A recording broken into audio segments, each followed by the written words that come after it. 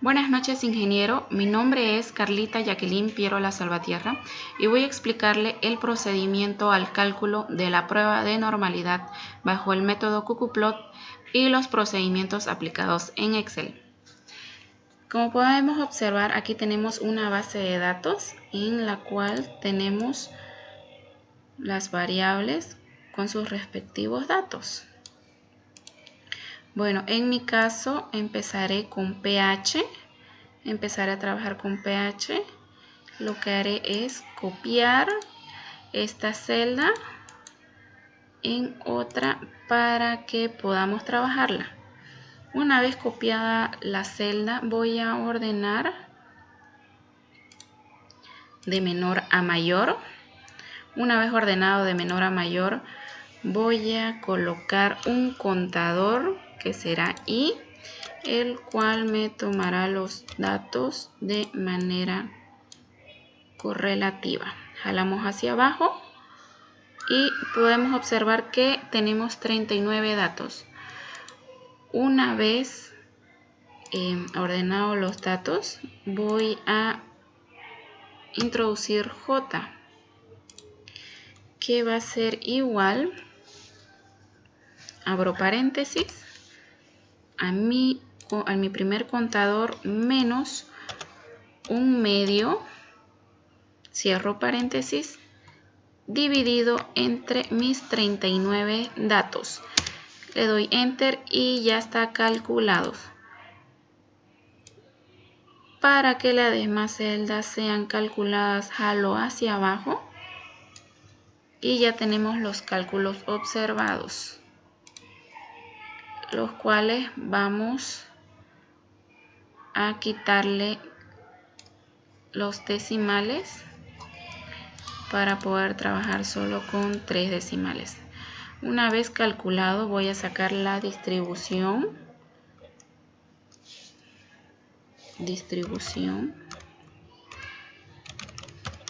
normal.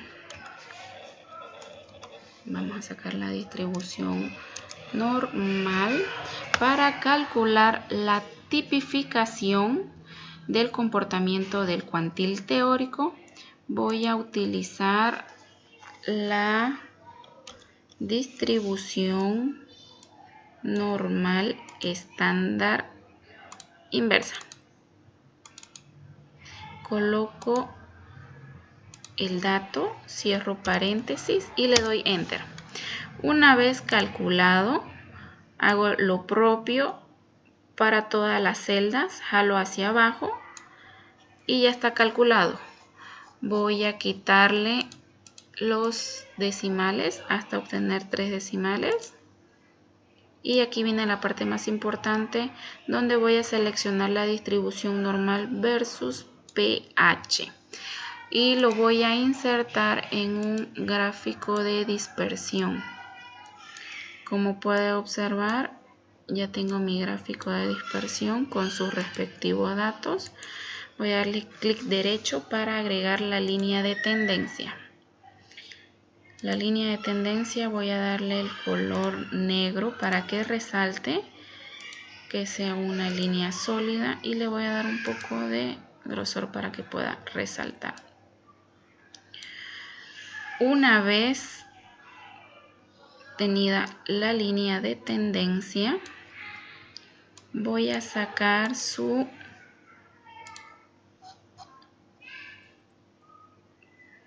presentaré el R cuadrado en el gráfico. Aquí tenemos el R cuadrado del gráfico, que es igual a 0,92, lo cual podemos observar que los datos se acercan a la línea de tendencia.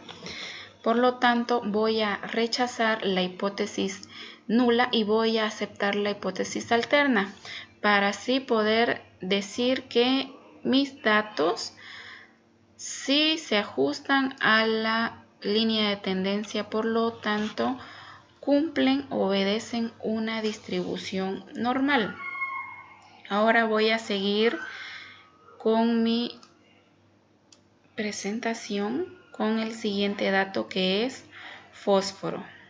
En la siguiente hoja Aquí podemos ver, ingeniero, la gráfica de fósforo, que sus datos están dispersos en los extremos y su R cuadrado nos ha dado 0,93. En este caso voy a rechazar la hipótesis alterna y voy a aceptar la hipótesis nula. Por lo tanto, mis datos observados no obedecen a una distribución normal. En mi siguiente dato, que va a ser potasio, tenemos aquí la gráfica de potasio, donde podemos observar que sus datos se ajustan a la línea de tendencia. Eso quiere decir que voy a aceptar la hipótesis alterna y voy a rechazar la hipótesis nula, para así poder decir que los datos observados obedecen una distribución normal. También voy a seguir en el siguiente elemento, como es el azufre. Aquí el azufre está un poco complicadito porque vemos que sus datos no se ajustan nada a la línea de tendencia, están súper dispersos de la línea de tendencia, por lo cual voy a aceptar la hipótesis nula y voy a rechazar la hipótesis alterna. Y me lleva a deducir que los datos observados no obedecen o no se ajustan a la línea de tendencia, por lo tanto no obedecen una distribución normal. Una vez terminado con el azufre, voy a seguir con el calcio. Tenemos su gráfica, donde también observamos sus datos se ajustan a la línea de tendencia, por lo tanto voy a aceptar la hipótesis alterna y rechazar la nula. Y tenemos que mis datos observados obedecen una distribución normal. Y por último tengo al magnesio. Tenemos aquí su gráfica. Lo propio, podemos ver que sus datos sí se ajustan a la línea de tendencia. Por lo tanto, voy a aceptar la hipótesis alterna y voy a rechazar la hipótesis nula. Esto me lleva a decir que mis datos observados sí obedecen a una distribución normal. Ahora, ingeniero, usted nos preguntaba sobre el elemento, cuál es su función en el suelo, cómo afecta el elemento en el suelo. Yo le voy a explicar que el pH, mi variable pH, es un elemento muy importante porque con él puedo medir el rango de micronutrientes que le entran al suelo. ¿Ya? Aquí le voy a mostrar en los datos de pH. Por ejemplo, tengo un dato de 5,92. Es un dato de un pH ácido, el cual me hace tener suelos más infértiles que no pueden producir organismos, ¿no? Y el rango de pH va de 0 a 14. De 0 a 6 se considera un pH ácido. Por eso decimos que el dato 5,92 es un pH ácido, el cual hace que mi suelo sea más infértil. También podemos observar, aquí tenemos un dato 6,5 a 7,59. Podemos decir que es un pH neutro. Un pH neutro es un pH rico, en el cual los microorganismos se desarrollan de mejor manera, de mejor forma. Por eso los suelos que tienen un pH neutro tienen una fertilidad muy buena, tienen un suelo muy rico. Y como observamos aquí, también un dato de pH de 7,6 a 8,4 es un pH alto, es un pH alcalino o pH básico, que es peor que un pH ácido, porque prácticamente un pH alcalino no hay vida en el suelo, no se pueden tener ningún tipo de planta, cosa que el suelo es infértil, no produce organismos, y Y esa es la función del pH.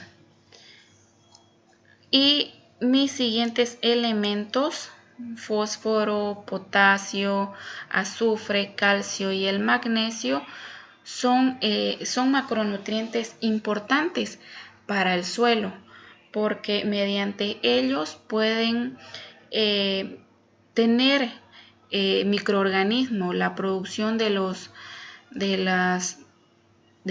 organismos en el suelo. Así es un suelo rico, pero también depende del rango de pH que tengan para saber si el suelo tiene un pH ácido o tal vez tiene un pH neutro o un pH alcalino o básico. Bueno, ingeniero, esa es mi presentación. Que pase buenas noches. Hasta luego.